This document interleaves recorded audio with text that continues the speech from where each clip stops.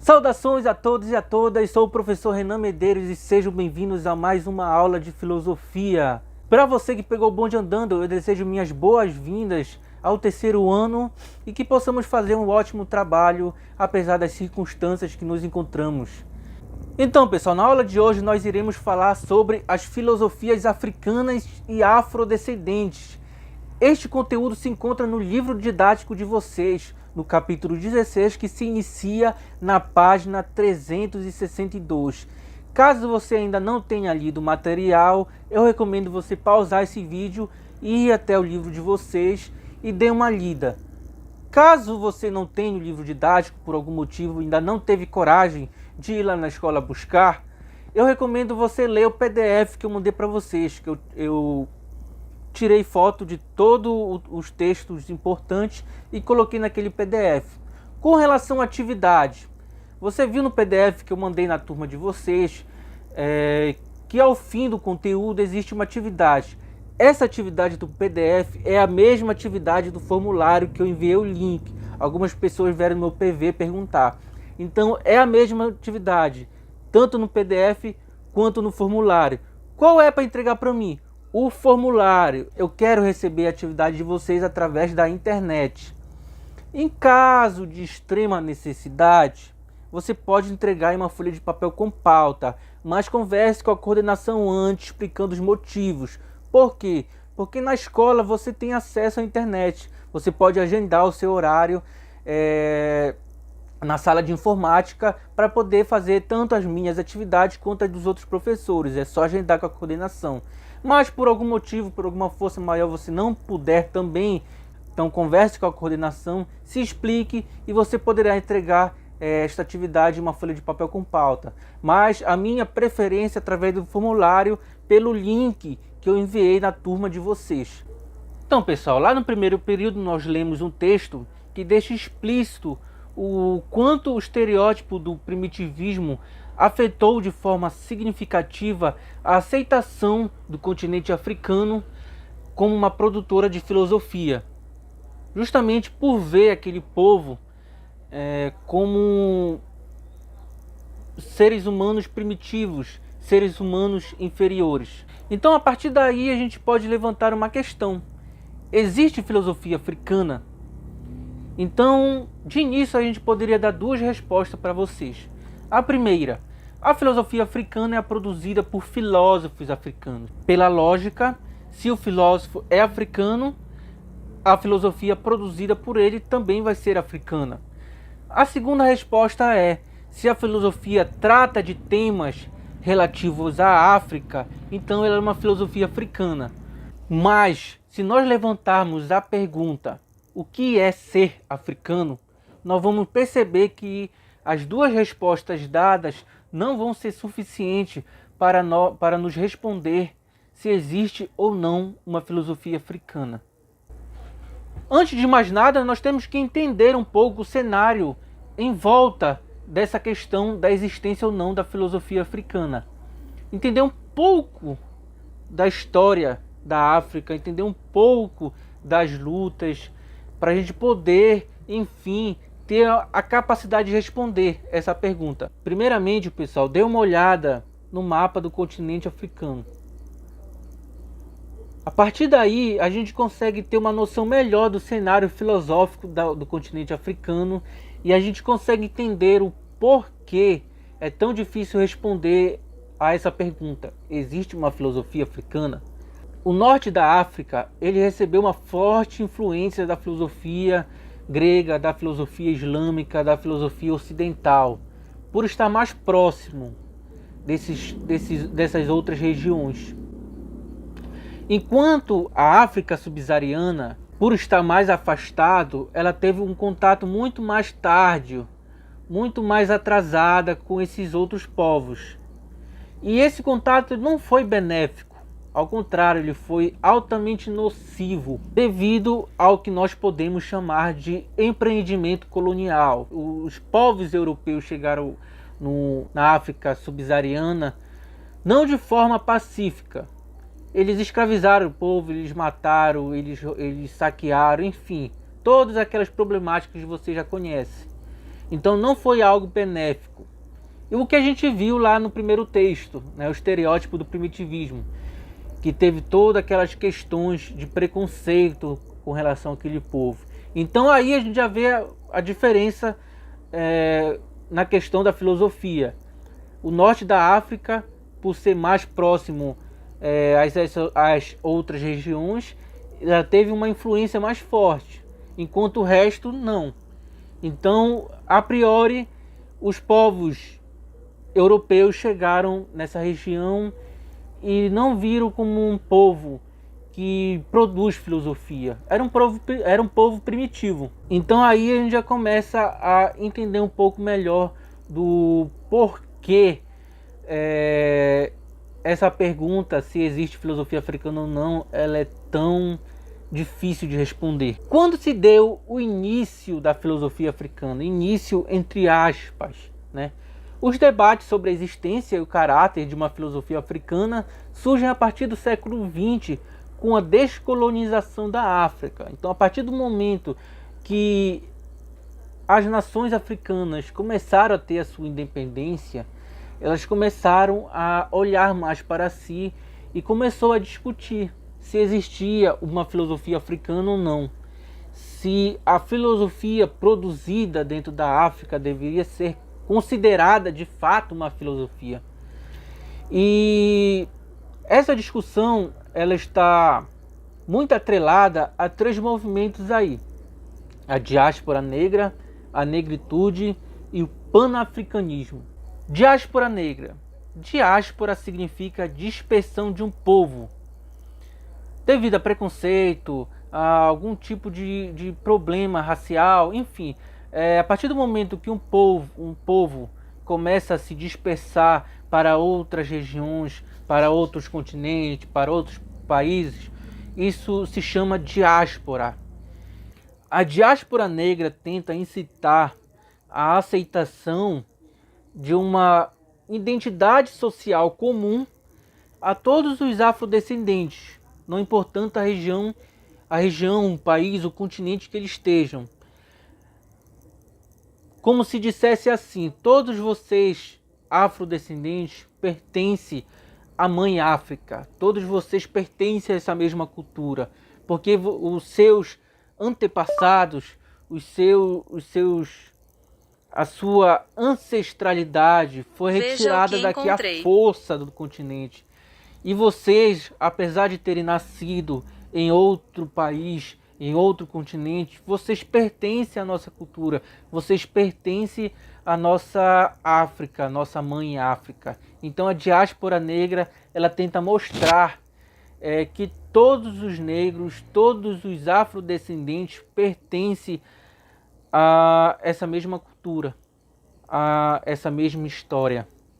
A negritude é um movimento que visa a valorização da cultura africana, da cultura negra, tanto em países do continente africano, como em países que abrigam os afrodescendentes. Então, é um movimento que tenta produzir e mostrar a importância dessa cultura.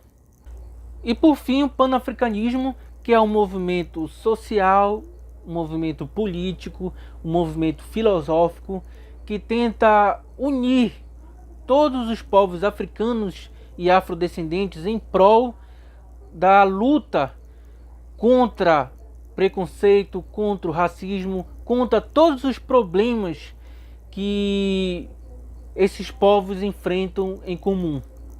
Então, o panafricanismo, ele tenta fazer essa união, ele tenta promover essa união desse povo para tentar solucionar, para tentar resolver todos esses problemas que todos os povos africanos e afrodescendentes enfrentam diariamente.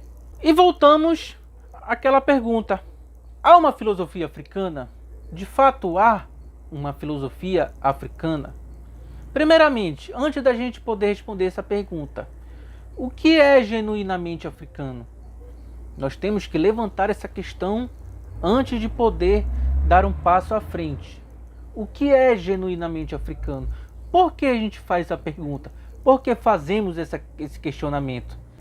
Nós vimos que a África subsaariana ela teve um contato mais tarde com o povo europeu e foi um contato nocivo, um contato ruim, um contato que não trouxe benefícios a esses povos. O que nós podemos tirar aí, que nós podemos colocar de pontos negativos a esse contato com o povo ocidental? Primeiramente, o conceito de africano.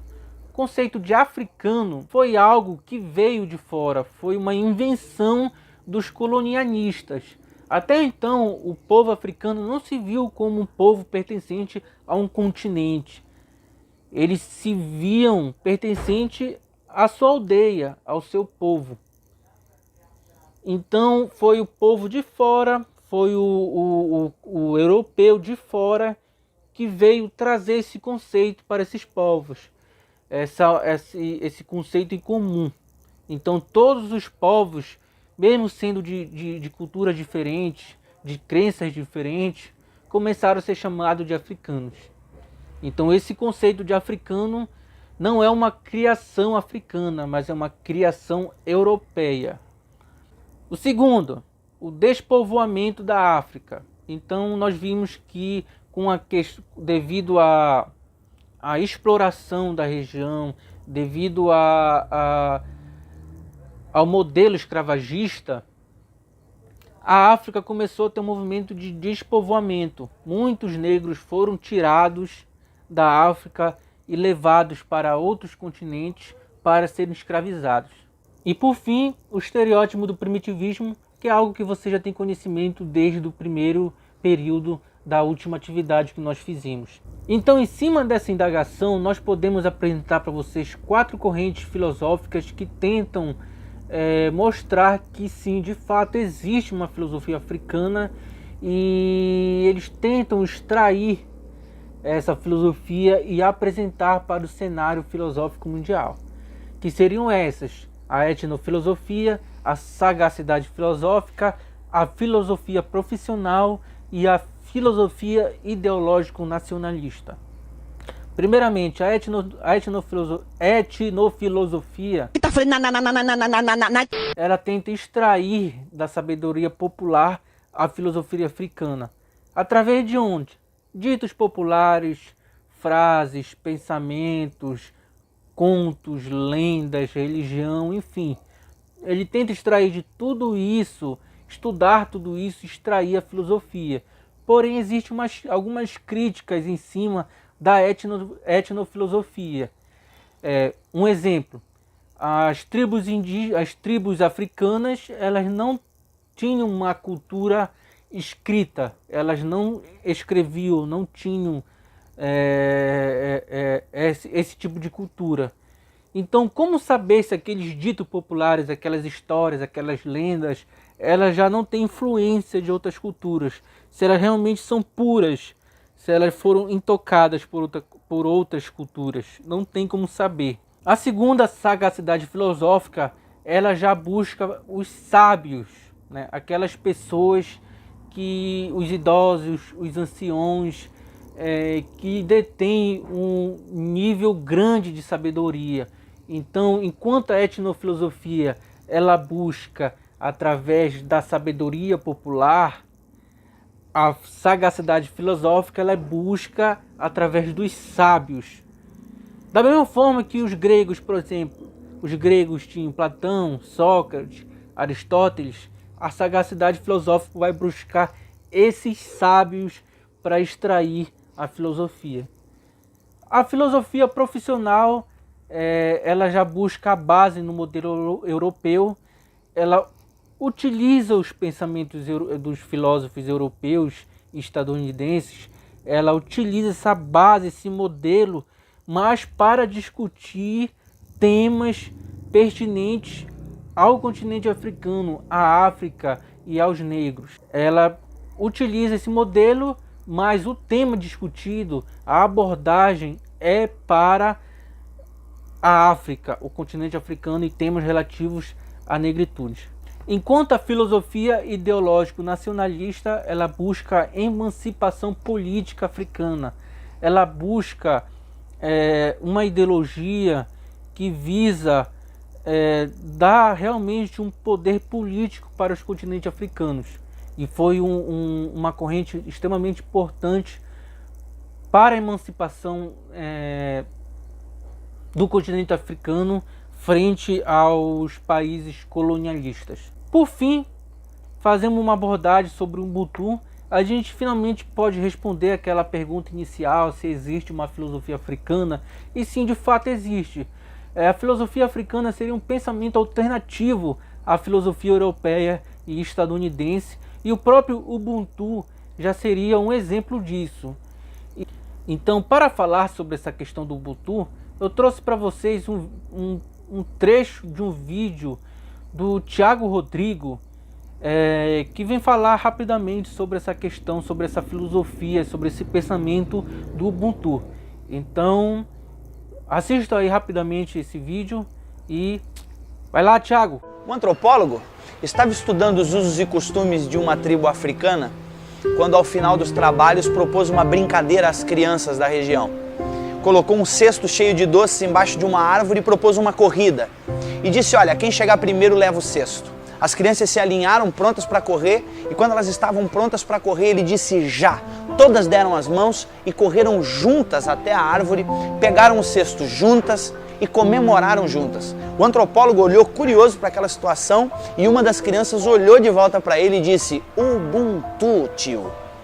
Como uma de nós poderia ficar feliz se todas as outras iriam ficar tristes? Ubuntu é uma palavra que representa uma filosofia e uma ética antiga africana que significa sou quem sou porque somos todos nós. Uma pessoa com Ubuntu tem consciência de que ela é afetada quando um semelhante seu é afetado. Ela sabe que o mundo não é uma ilha, que ela precisa dos outros para ser ela mesma. Ubuntu fala de respeito básico pelos outros. Ubuntu é compaixão, partilha, empatia. Ubuntu diz que ser humano é ser como os outros e que ser como os outros deve ser tudo. Então, pessoal, Ubuntu seria a indissociabilidade entre o sujeito e a comunidade. É uma parte da filosofia africana que, a partir do momento que eu tive contato, eu tive um enorme carinho por ela. Que ele vem dizer o quê? Que o eu, ele não é separado do tu, do vocês.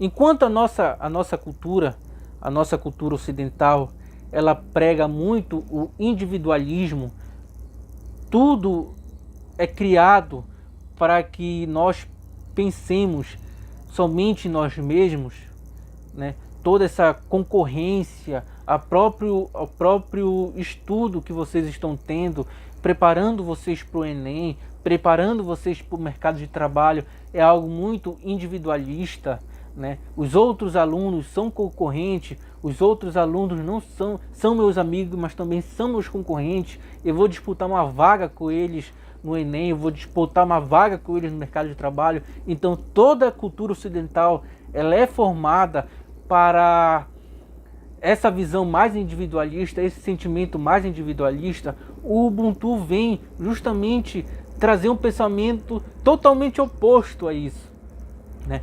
Ele vem dizer que eu não posso ser feliz se o outro é triste. Como eu vou ser feliz? Como eu vou sentir satisfação se eu vejo o outro passando fome, se eu vejo que o outro está triste, se eu vejo que o outro está tendo problemas? Não tenho como ser feliz assim. Então o Ubuntu, ele vem pregar essa indissociabilidade, que eu e a comunidade não somos entidades, não somos seres separados, mas somos unidos, somos juntos. E que para eu ser feliz, para eu ter sucesso, o outro também tem que ser feliz, o outro também tem que ter sucesso. Então é justamente por essa parte da filosofia africana que eu tenho um carinho enorme. E eu gostaria muito que quem pudesse ler mais sobre, procurar mais, se quiser eu posso depois, vocês podem vir no WhatsApp, pedir mais material que eu possa estar disponibilizando, isso é uma parte da filosofia africana que eu tenho um enorme carinho, justamente por ele pregar esse sentimento de grupo, esse sentimento de comunidade, esse sentimento de solidariedade. Então, é isso, pessoal. Então é isso, pessoal. Espero que vocês tenham gostado dessa aula. Espero que vocês tenham entendido um pouco. Caso tenham dúvidas, venham no WhatsApp, perguntem. Eu vou estar disponível para vocês, beleza? E é isso, pessoal. Até a próxima. Beijo para todos vocês e até semana que vem.